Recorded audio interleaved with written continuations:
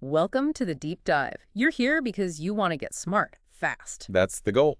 Today, we're diving headfirst into the religious core of Catholic education. Right. We're using a really interesting document from the Vatican's Congregation for Catholic Education as our guide. It's quite comprehensive. Yeah, and our mission is simple. Pinpoint what truly makes a Catholic school distinctive, Wow. and the role religion plays in its teaching straight from the source. It was not just looking back either. Exactly. This isn't just about old traditions.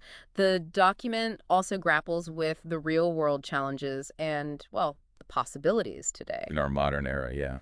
So get ready. We're going to unpack everything, the school environment, personal development, that whole faith and culture thing. And how faith can actually shed light on everything students learn. Okay, let's dive in. Yeah. Unpack this. Well, what's fascinating right from the start is how this document anchors itself in a key moment, Mm-hmm. the Second Vatican Council. Okay, Vatican II. Yeah, its Declaration on Education, Gravissimum Educationis, it kind of sets the stage. How so? It basically affirms that Catholic schools are, fully engaged in the same cultural and developmental goals for young people as any other school. Right, so they're not on a totally different academic planet or anything? Exactly. They're aiming for similar educational outcomes in many respects. Okay. But what's the secret ingredient then? The thing that makes it uniquely Catholic? That secret ingredient, according to the council, is the intentional effort, the drive to cultivate a school community, where the very air, you could say, is infused with the gospel spirit of freedom and love. Wow. Okay. So it's about the atmosphere, more than just lessons. Precisely. It goes beyond just the curriculum in the classrooms. A gospel-infused atmosphere. That sounds, well, powerful. How does that actually affect the students? Personally? Well, the goal is to guide adolescents in their personal growth in a very specific way. Specific how? It's not just about maturing physically and intellectually, the usual stuff. Right. It's about nurturing their development as new creatures through baptism. Okay. So there's that spiritual dimension woven in. Exactly. An intentional spiritual thread woven right into the fabric of their overall formation. So consciously nurturing their spirit, their faith, alongside everything else. And I remember the document mentions connecting what they learn about the world to their faith. Precisely. And if you connect that to the bigger picture, the aim is to relate everything they learn, human culture, to the core message of Christianity. The good news of salvation. That's it. The idea is that their faith should provide a kind of lens, a way to understand the world around them, life itself, what it even means to be human. So the religious part isn't just one subject siloed off. It's meant to be woven into everything. Exactly. The document actually summarizes this really neatly. It highlights 4 key areas where this religious dimension takes root. Okay, 4 areas. Yeah, the overall educational climate of the school. Right, the atmosphere we talked about. The personal development of each student, the deliberate relationship they try to foster between culture and the gospel, Okay. and that vital illumination of all knowledge through the perspective of faith. So they're not separate compartments. They're linked. It's totally interconnected. They build on each other. Okay, that paints a clear picture of the ideal anyway. But the world kids live in today is so different from back when Vatican II happened, isn't it? That's a really crucial point, and the document tackles it head on. Good. Today's youth are, growing up in a world that's changed dramatically. Immersion in society is marked by rapid change, more urban living, technology everywhere. They're digital natives, right? Constantly bombarded with info. Exactly. From a really young age, they have access to just this endless stream of opinions, information. But can they handle it? Well, that's the key thing. Yeah. They might not have developed the skills to effectively, sort through it, prioritize it, or analyze it critically using a solid religious and moral compass. It's like being handed the internet without a user manual for ethics. That's a really good way to put it. And it goes deeper. The document points out that for lots of young people now, concepts like truth, beauty, goodness, they're becoming kind of vague. They might just find themselves following popular trends instead of, deeply held principles. Yeah, that definitely resonates with what you see culturally. The document also talks about some deeper feelings of unease, right? Like instability. Yes.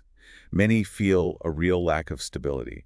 They might feel stuck in a, quote, one-dimensional universe Meaning? where, only practical stuff and economic success seem to matter. Utility is everything. But they want more. Yeah, there's often also this longing to escape that limited view, a sense that there must be something else. Something missing beyond the material, maybe? You could say that. And sadly, the document also highlights loneliness, a lack of real affection in many young lives. Which connects to mental health issues. Yes, it mentions that contributing to rising rates of depression. It's concerning. Absolutely. And their worries about the future seem pretty significant, too. Oh, definitely. Deeply worried about an uncertain future, shaped by global problems. Climate change, conflict. Right. And this feeling that human values are just adrift because they're not grounded in God. And that can lead to... Unfortunately, sometimes a kind of self-centered focus, or it can even manifest as violence. We also can't ignore the negative ways some kids try to cope. No. And the document doesn't shy away from that. It acknowledges some youth turn to alcohol, drugs, other kinds of escapism. Which presents a huge challenge for education. The profound challenge for Christian education, specifically, to help them find real value and purpose in life. It's a really complex picture. I think the document also mentions something about youthful enthusiasm, maybe lacking direction. That's right. You see this general willingness to help, kids jumping into popular causes. Which seems good on the surface. It is. Yeah. But often these movements lack a clear sense of purpose or like internal coherence. The key thing is channeling that positive energy. And maybe faith can help provide that direction. That's the idea. Guiding it with the clarity faith can offer. Now, one of the tougher issues the document brings up is young people actually moving away from their faith. Yeah, that's a major concern. It describes how this often starts with just, stopping religious practices. Something like church, things like Yeah, that. right. And that can then lead to feeling alienated from the church, questioning core beliefs, moral values. Especially in certain environments. Yeah, particularly in more secular societies. Yeah. Or where parents maybe haven't actively passed on their faith. It's described as a split between the gospel and culture. A disconnect between belief and life. Precisely. This break can sometimes look like just total religious indifference. And interestingly, some experts suggest certain behaviors. Like what? Maybe an intense focus on fleeting trends or needing external validation. Might actually be unconscious attempts to fill a kind of spiritual void. Wow, that's a fascinating thought. But it's not all negative, right? The document points to encouraging signs, too. It does. Absolutely. Despite the challenges, there are positive signs. You find young people in Catholic schools and elsewhere with strong religious conviction, ethical behavior, academic success. And that's often linked to support systems. Very often. Strong family, church, school support really makes a difference. Okay. And you also see young people actively searching for deeper understanding, exploring life's big questions, finding answers in the gospel. So rediscovering faith. Or deepening it. Exactly. Or others who may be drifted are choosing to re-embrace a Christian way of life. These are hopeful signs, suggesting potential for a deeper grounding of religion in young lives. That's definitely reassuring. But the document is also honest about the fact that for some students, Catholic school doesn't seem to make a lasting faith impact. This is a really critical point it makes. It acknowledges that some young people, even after years in Catholic schools, still show negative attitudes towards Christian practices. So what's the takeaway from that? It really underscores the need for renewal that goes way beyond just tweaking the religion curriculum or teaching methods. It has to be deeper. It needs to permeate the entire approach of the school, influencing the whole formation of the students. The whole environment again. And it seems young people are asking some really profound questions. They are. The document highlights kids questioning the value of science and tech when we face global threats, wondering if material stuff really brings fulfillment, being deeply troubled by injustice. Big questions. Yeah, and asking, does religion offer any real answers to these critical issues? The eternal human questions, really. Exactly.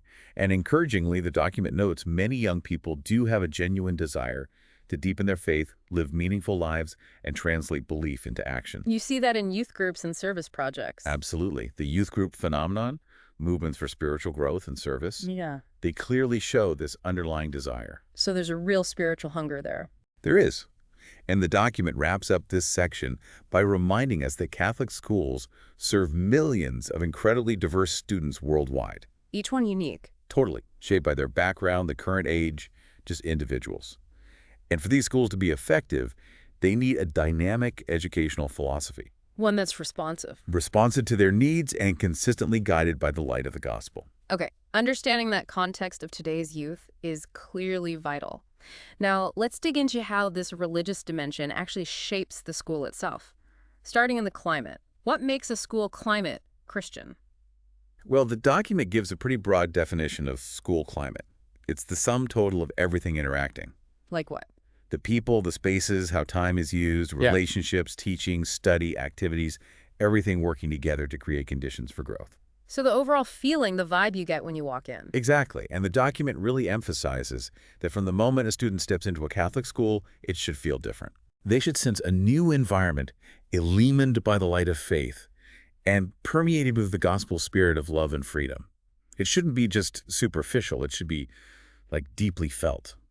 And Jesus himself is central to this climate. Absolutely central. The document underscores the living presence of Jesus, the Master, as the true teacher. Not just a historical figure. No, a continuous guiding presence. The gospel spirit needs to infuse every single facet of the climate, even, having crucifixes visible. That serves a purpose. Yeah, as a constant reminder of Jesus' presence and the lessons taught on the cross, love, sacrifice, making the core beliefs visible, tangible. Got it. And the teachers must play a huge role in this. They have the prime responsibility, both as individuals and as a community, To do what, exactly? to create this Christian climate by living out Christian values in what they say, how they act, their relationships, their availability to students, participating in sacraments. So it's about witness. Absolutely. This daily witness from the teachers is fundamental to the school's Catholic identity. The document suggests if that's lacking, the school loses a lot of its essence. Okay. And beyond the people, the physical space matters too. Yes. Catholic schools should aim to be school homes, School homes, meaning offering a welcoming, pleasant atmosphere. Especially important if kids don't get that outside school. right. And while decent facilities are needed, the document stresses that even modest surroundings can feel like home if the human and spiritual atmosphere is rich and nurturing. It's about fostering belonging and care. Precisely. It also touches on simplicity, a spirit of detachment from excessive materialism. But they still need resources. Oh yeah, it acknowledges the need for resources for quality education, including modern tech. And it even says schools have a right to expect help getting those tools. And the students, do they have a role in the physical environment? Absolutely. Developing a sense of responsibility for their school home, Right. taking care of it, which also ties into environmental awareness. I think I remember something about Mary's presence too. Yes, cultivating an awareness of Mary's presence is seen as valuable for making the school feel like a true home, mother, teacher, offering comfort and guidance. And being physically close to a church is also a plus. Definitely. The church shouldn't feel separate. It should be a familiar place to connect with God. Liturgy planning should try to link the school and the local parish. So the Catholic school is really embedded in the wider church community. It's not isolated. Exactly. The document highlights that shift, seeing the school not just as an institution, but as a community. Reflecting Vatican II's idea of the church as people of God. Right. The school acts as a vital bridge between faith and culture. Hmm. True to the gospel, but respecting human knowledge. And this community includes everyone involved. Precisely. Teachers, staff, administrators, parents who it calls the irreplaceable primary educators. Right. And the students themselves as active agents. All part of it. The school has this clear identity as a key instrument of the church evangelization, pastoral care. Its purpose is harmonizing faith, culture, and life. The document also gives a nod to religious congregations, right? Yes, emphasizes how religious, consecrated members enrich the climate with their community values, their dedication, seeing their work as service to God. And each congregation brings its own flavor. Its unique educational tradition, exactly. The church encourages them, hopes for more vocations in education. And what about lay teachers? They're crucial too. Absolutely essential. They bring their professional skills and their personal faith witness. It highlights their apostolic responsibility, their part in the shared mission. And the church is okay with lay leadership in schools. Yes, willing to entrust schools to lay people while saying the official recognition of a school as Catholic still rests with church authority. Collaboration seems to be a really big theme here. It's vital. Open collaboration among everyone, teachers, students, families. Open communication, honest discussion, all to achieve the educational goals in that gospel spirit. And that helps smooth things over. Yeah, it can overcome misunderstandings, tensions, help with decisions, even with evaluating the school constructively. Are there specific points about primary schools? Yes. For younger kids, the emphasis is on a climate-like family life trust, spontaneity, and really close collaboration with parents for the child's whole development, including openness to religion. It thanks those who run primary schools. Because they're foundational. Exactly. Sometimes even come before churches in establishing a Christian community. And that partnership with families needs to be strong and ongoing. Absolutely.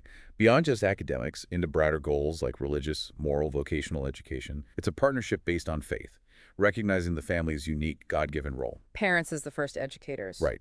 And the school needs to reinforce that, build that partnership through meetings, programs, etc. It feels like there's a strong sense of mutual commitment between the school and the church itself. Definitely.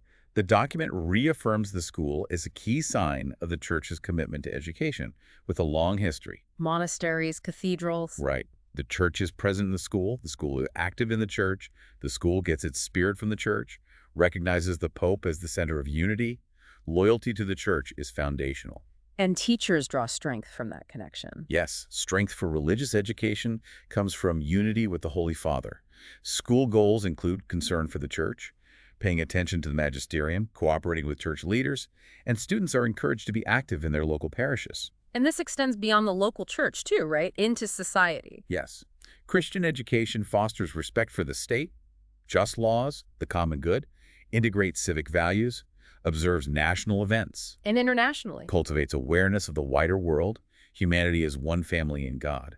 Schools should support church appeals for peace, justice, aid, and be aware of similar calls from international bodies. So the aim is well-rounded individuals, good citizens, good members of the church. Exactly. Contributing to society, which should be recognized.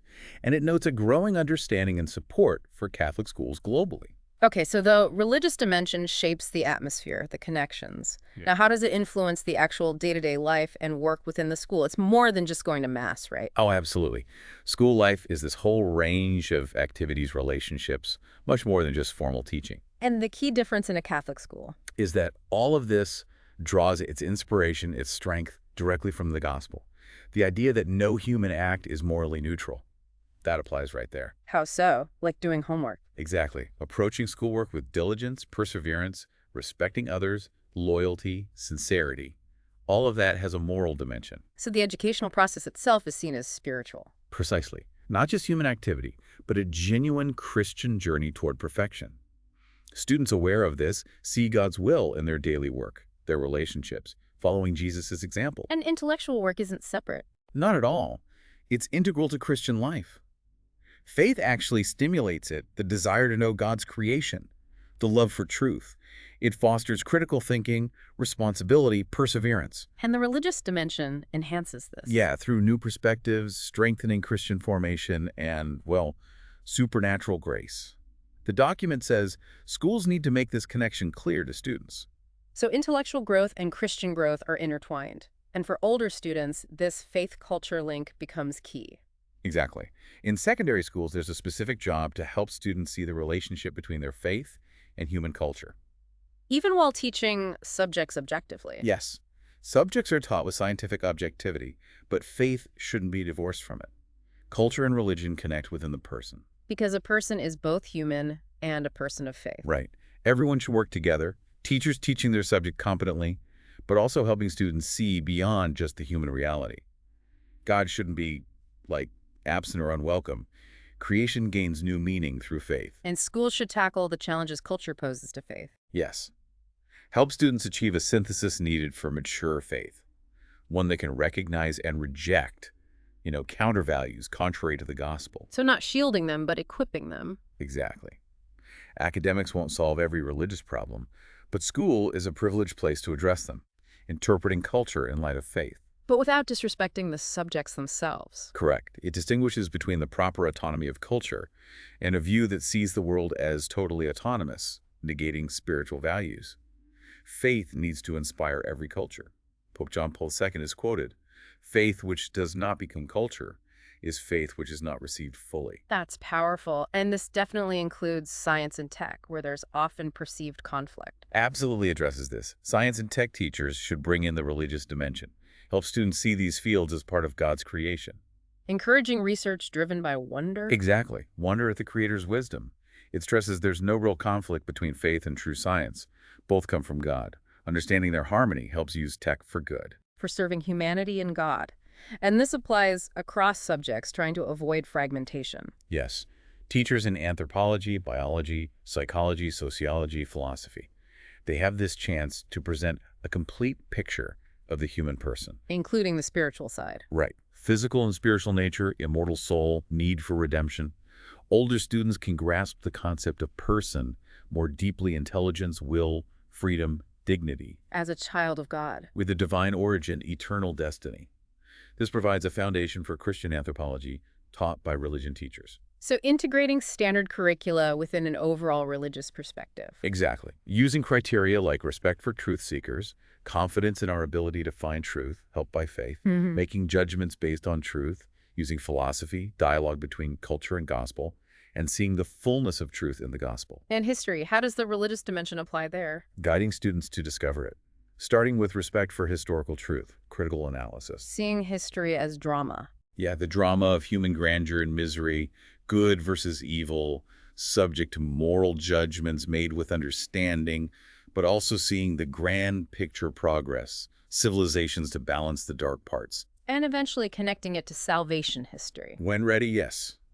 Reflecting on how this human struggle happens within God's divine history of universal salvation, revealing history's luminous religious dimension. It's about seeing God's hand in history. And what about the arts and humanities? They seem like a natural fit. Definitely.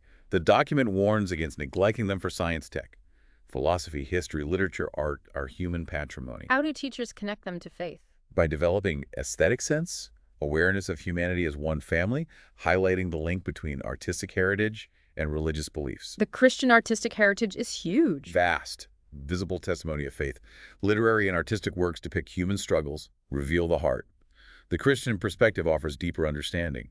Adequate religious formation has inspired Christian artists and critics. So teachers can foster appreciation for art as reflecting divine beauty. Yes, referencing figures like St. Augustine, St. Thomas on aesthetics for older students. And finally, the document looks at educational methods themselves. Right. Catholic schools often focus on methods. Gov requirements cover pedagogy, psychology, teaching methods. But education science can be fragmented. Yeah, due to different philosophies, ideologies, can confuse future teachers. Teachers of pedagogy can guide students to a thoughtful synthesis. Based on what? Starting with the idea that every approach has some truth, requires reflection, judgment. Genuine educational philosophy must be based on human nature, physical, spiritual powers, called to serve society, and open to the religious dimension. Centered on the person. Human freedom, education as service to the student's complete formation. The Christian model, based on Christ, enriches this with supernatural gifts, virtues, values, a supernatural call. Proper pedagogical formation guides students to self-formation, human and Christian. And interdisciplinary work helps tie this all together. Absolutely. Religious themes pop up naturally in discussions about the person, family, society, history. Teachers should be ready. So religion teachers aren't the only ones addressing faith. No.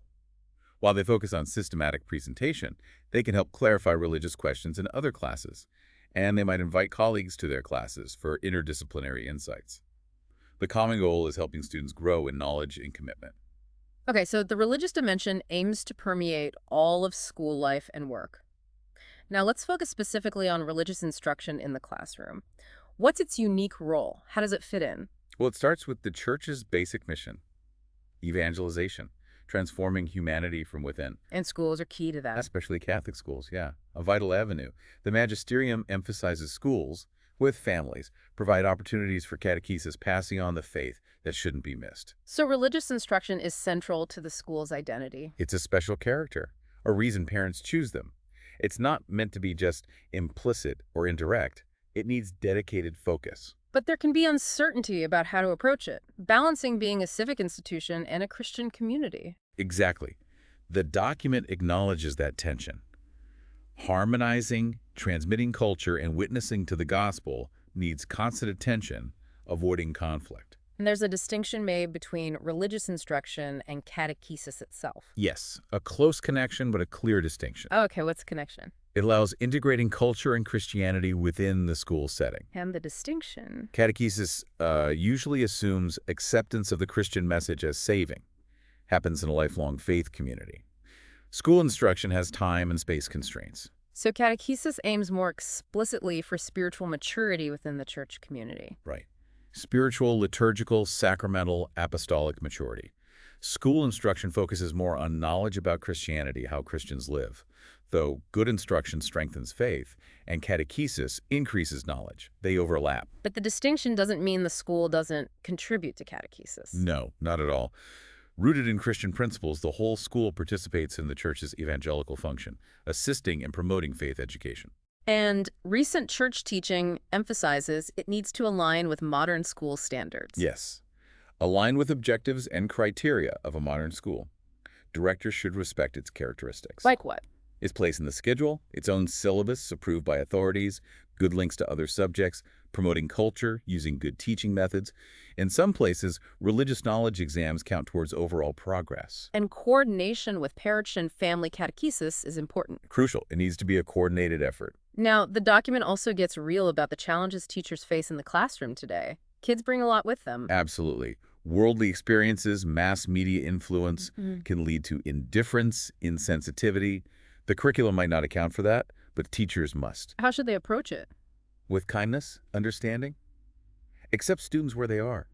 Help them see doubt and indifference as common, understandable, but also invite them to seek and discover the gospel's message of joy and peace together. The teacher's attitude is key. Like preparing the soil, adding their own spiritual life, prayers for the students. And dialogue is important, letting students talk. An excellent way to build rapport.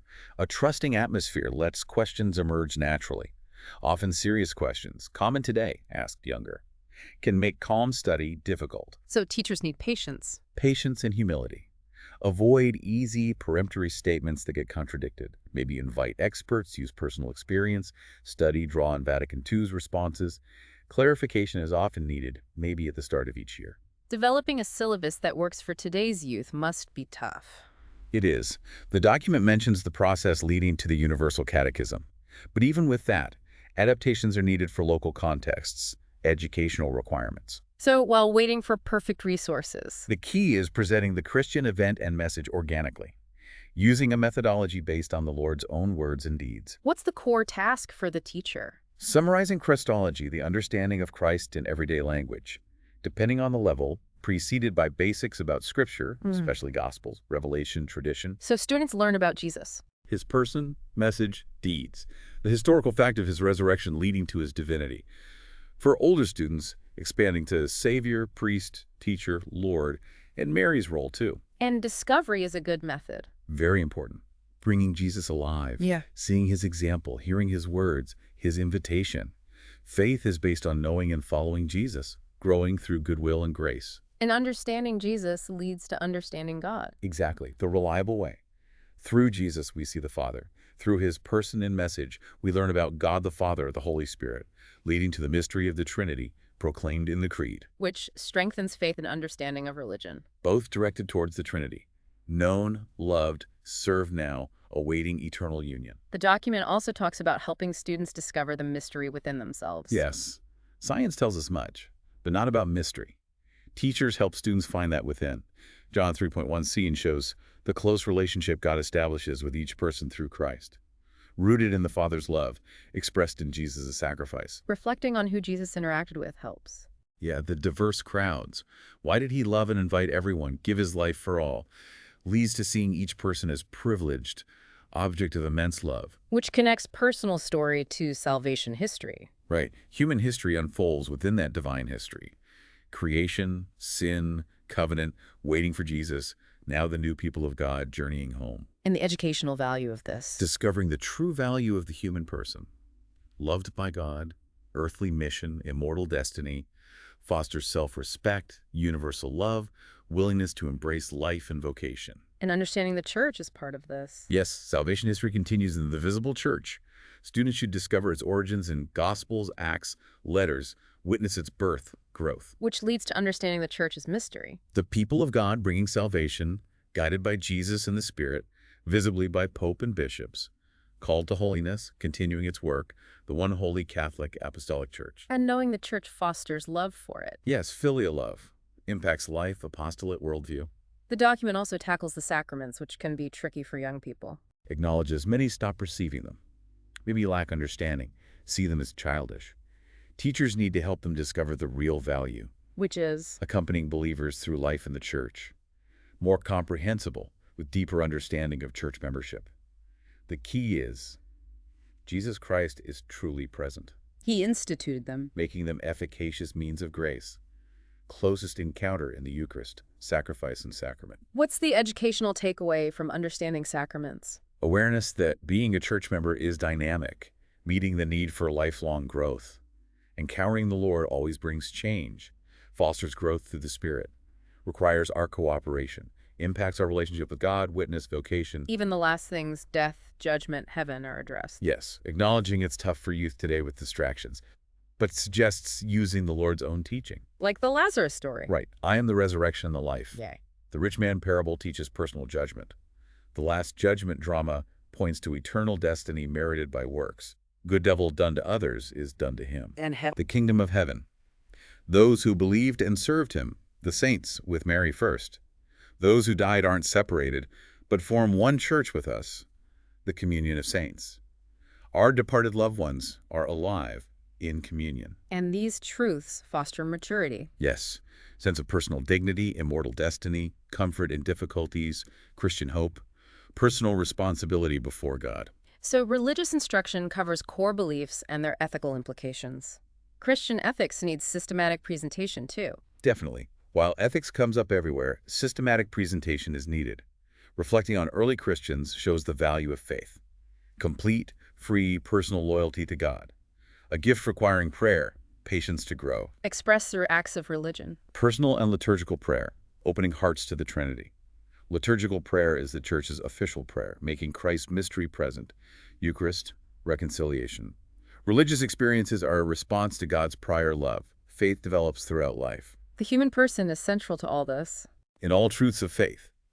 Created in God's image, child of God, fallen but redeemed, temple of the Spirit, church member, destined for eternal life. Students might object, this ideal seems distant. The document anticipates that, points to similar feelings in the gospel, need to convince students of the value of knowing the positive picture of Christian ethics. Like respect, chastity. Yes, Yeah. as a path to total formation.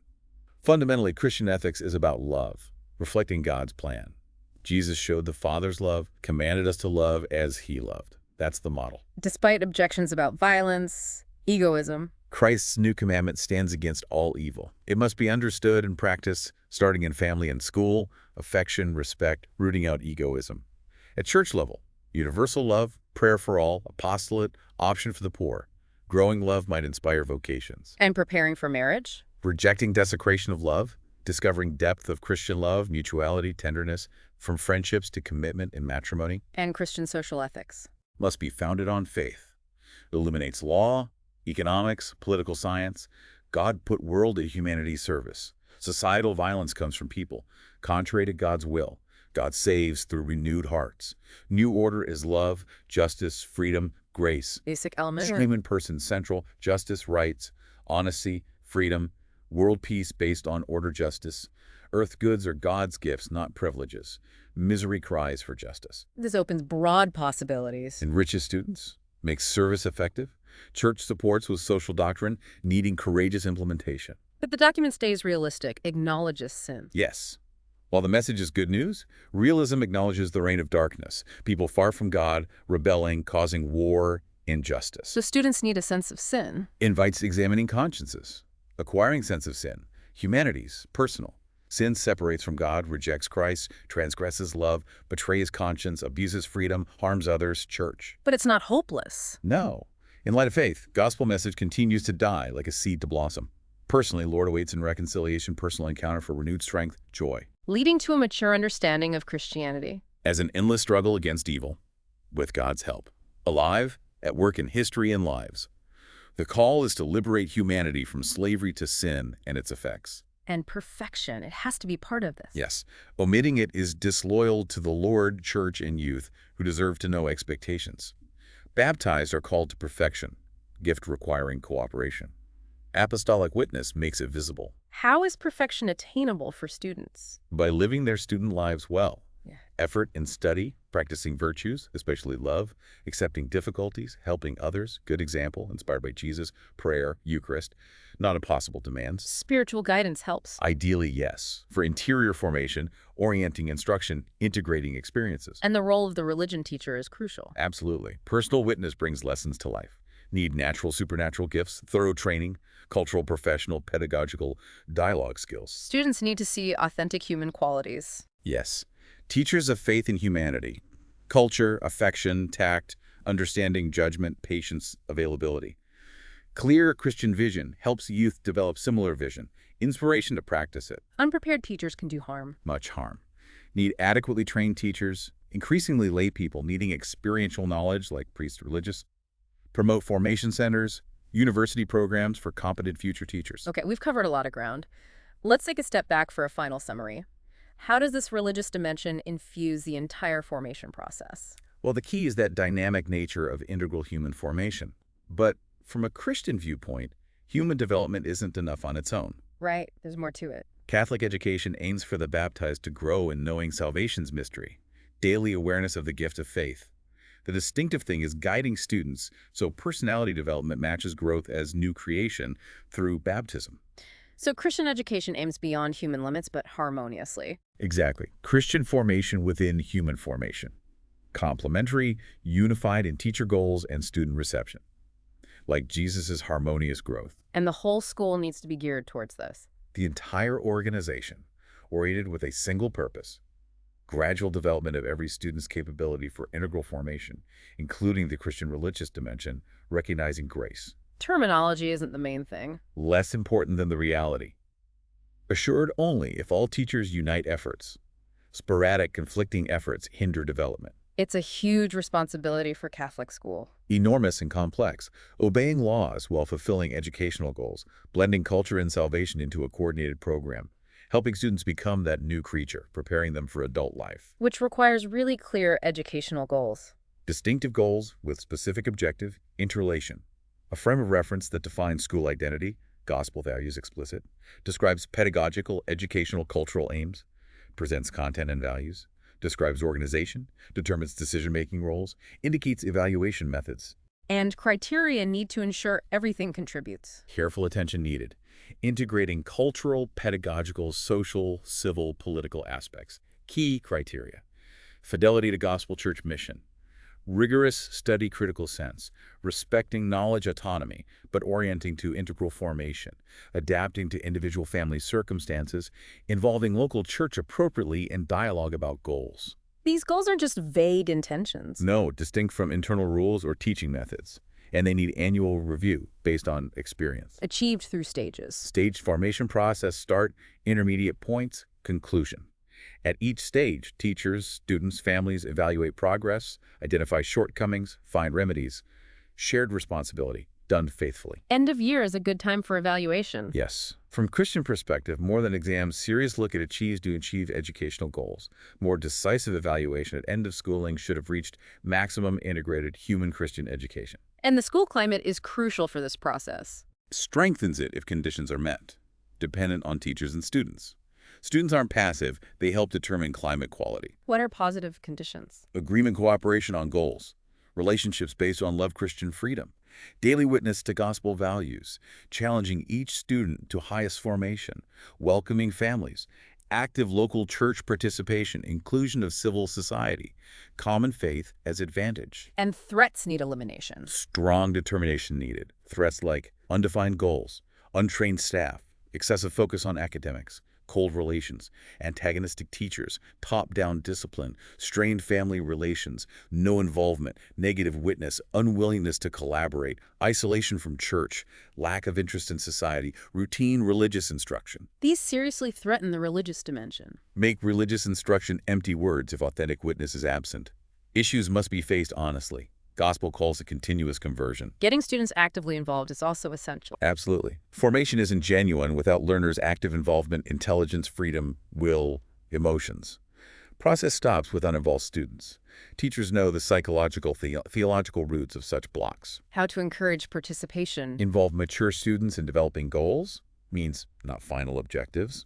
Trust students, give responsibility, invite ideas for common good, gratitude counters indifference, help students see school's sole purpose as their growth. Even young kids sense the atmosphere. Yes, more willing to cooperate when respected, trusted, loved.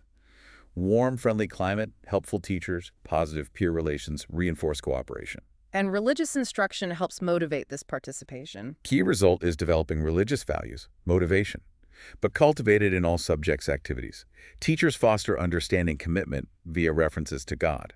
Experience teaches how to help students appreciate truths, which can lead to love. Truth loved by the teacher becomes valuable to the student. Yes. Christological approach helps develop love for Jesus, person easier than formula. Love for Christ extends to his message, gives it value. But values must lead to action. True educators know this. Values become motivation.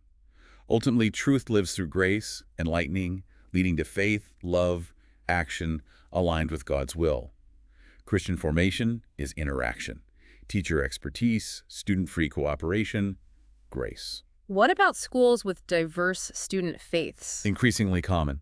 Clarifying relationship between religious development, cultural growth is essential. Responsibility of each Christian community member. Suggests pre-evangelization. Having religious sense of life.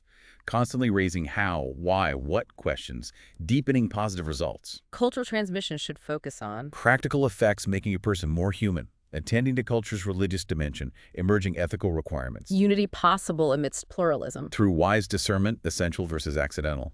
Prudent use of why, what, how leads to integral human development.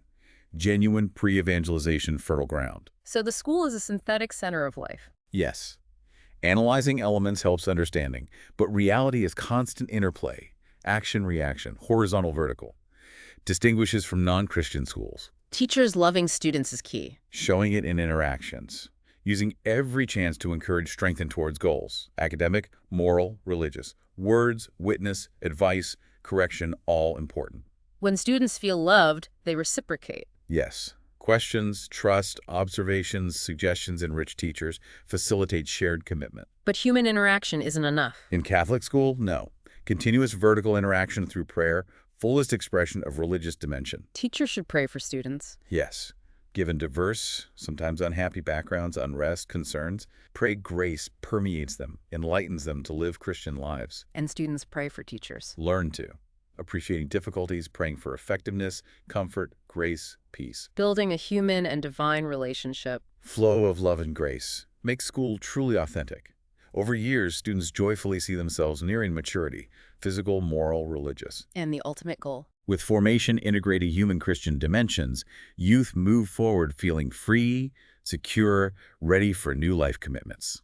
This has been, well, incredibly insightful, a real deep dive into that religious dimension in Catholic schools based on the Vatican document. Yeah, what's really striking is the holistic vision, isn't it? Absolutely. That unique character grounded in the gospel spirit, the, thoughtful look at challenges facing kids today. Right, and the huge importance placed on the school climate, that faith-infused atmosphere. And the deliberate integration of faith and culture everywhere, not just in one class.